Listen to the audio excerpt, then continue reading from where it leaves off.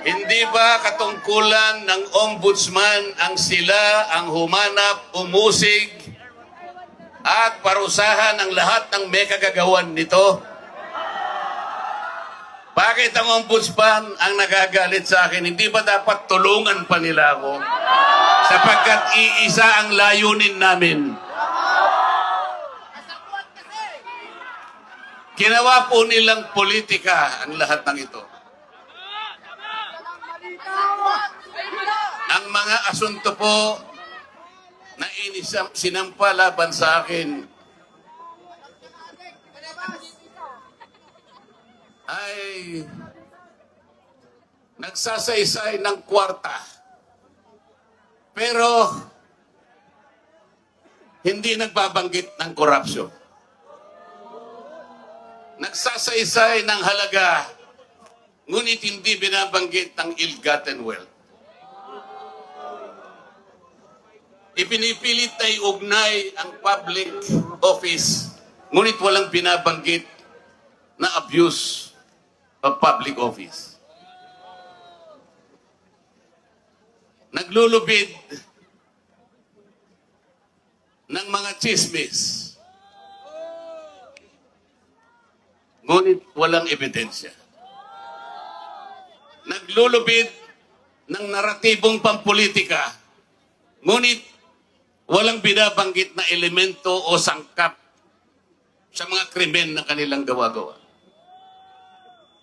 Yun po ang nakapagbibigay po ng malaking kalapastanganan sa ilalim po ng mga batas na umiiral sa ating bansa. Hindi ba sinabi natin, bawal ang bend the law?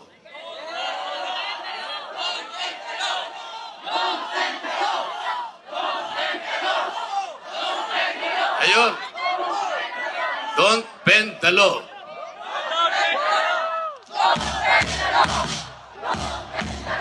Paano naman kasi?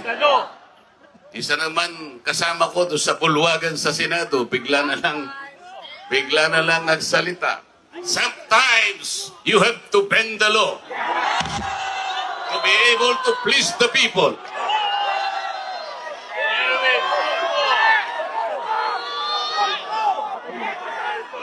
Sumagot naman yung kausap. Sumagot yung kausap. Tinanong kasi siya kung tama yung sinasabi.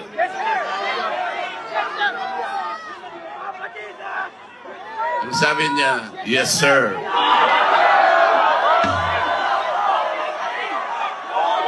Mga kababayan, uulitin ko po ang aking pagsaludo sa inyo. Ang aking paggalang, ang aking pagpapasalamat sa ipinakita ninyong pagsuporta at pagmamahal sa akin at sa mga bagay na ipinaglalaban nating lahat. Ang katarungan, ang katotohanan, ang pananagutan at ang katarungan. Huwag po tayong mag-iwahiwalay. Ang sabi nga natin, we are one. We are one. We are one. Maraming salamat po sa inyong lahat. Hindi ba katungkulan ng ombudsman ang sila ang humanap, umusig, at parusahan ang lahat ng may kagagawan nito?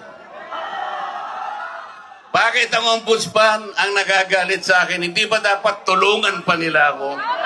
Sapagkat iisa ang layunin namin. Ginawa po nilang politika ang lahat ng ito.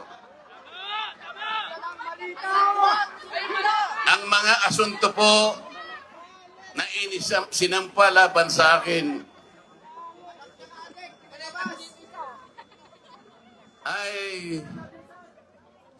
nagsasaysay ng kwarta. Pero hindi nagbabanggit ng korupsyon. Nagsasaysay ng halaga, ngunit hindi binabanggit ng ill-gotten wealth. Ipinipilit na iugnay ang public office, ngunit walang binabanggit na abuse of public office. Naglulubid ng mga chismis, ngunit walang ebidensya. Naglulubid ng naratibong pampolitika, ngunit walang binabanggit na elemento o sangkap sa mga krimen na kanilang gawa-gawa. Yun po ang nakapagbibigay po ng malaking kalapastanganan sa ilalim po ng mga batas na umiiral sa ating bansa. Hindi ba sinabi natin, bawal ang bend the law?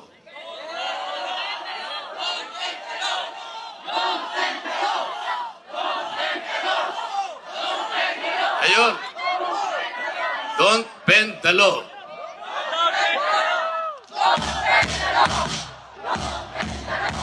Paano naman kasi?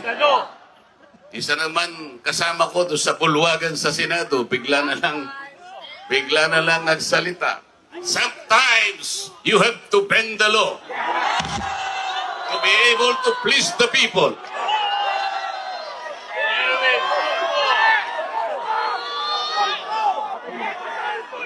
Sumagot naman yung kausap.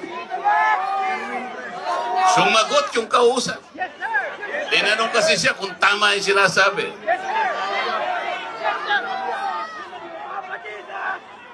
Ang sabi niya, yes sir.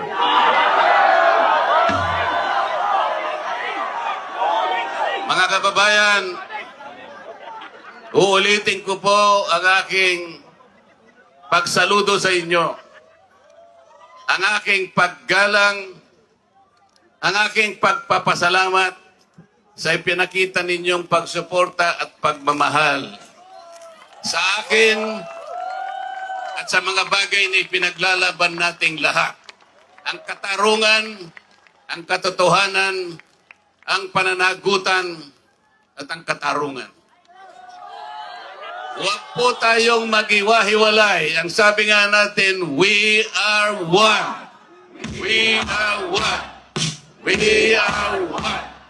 Maraming salamat po sa inyong lahat. Hindi ba katungkulan ng ombudsman ang sila ang humanap, umusig, at parusahan ang lahat ng may kagagawan nito? Bakit ang ombudsman ang nagagalit sa akin? Hindi ba dapat tulungan pa nila ako? Sapagkat iisa ang layunin namin. Ginawa po nilang politika ang lahat ng ito. Ang mga asunto po na sinampa laban sa akin ay nagsasaysay ng kwarta. Pero hindi nagbabanggit ng korupsyon.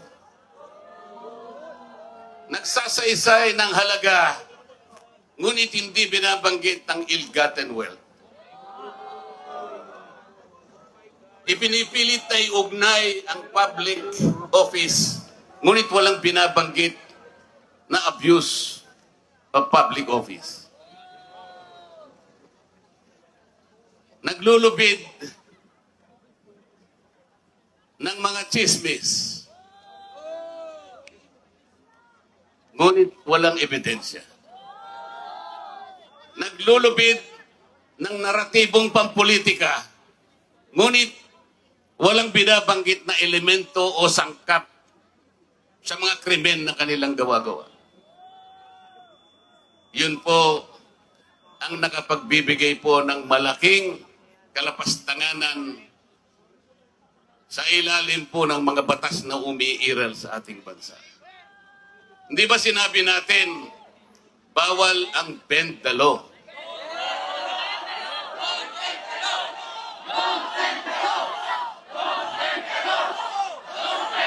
Ayun. Don't bend the law.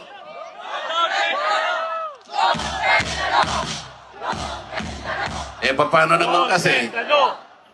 Isa naman kasama ko doon sa bulwagan sa Senado, bigla na lang nagsalita.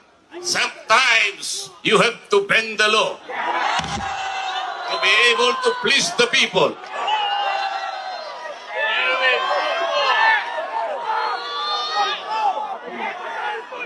Sumagot naman yung kausap. Sumagot yung kausap. Tinanong kasi siya kung tama yung sinasabi.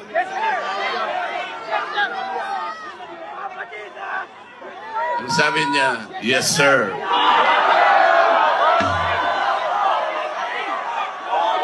Mga kababayan, uulitin ko po ang aking pagsaludo sa inyo.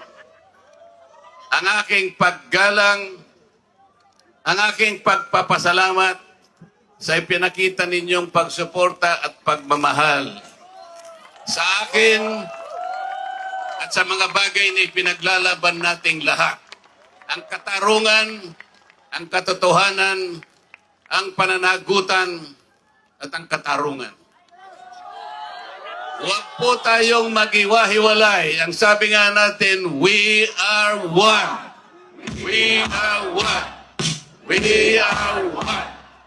Maraming salamat po sa inyong lahat.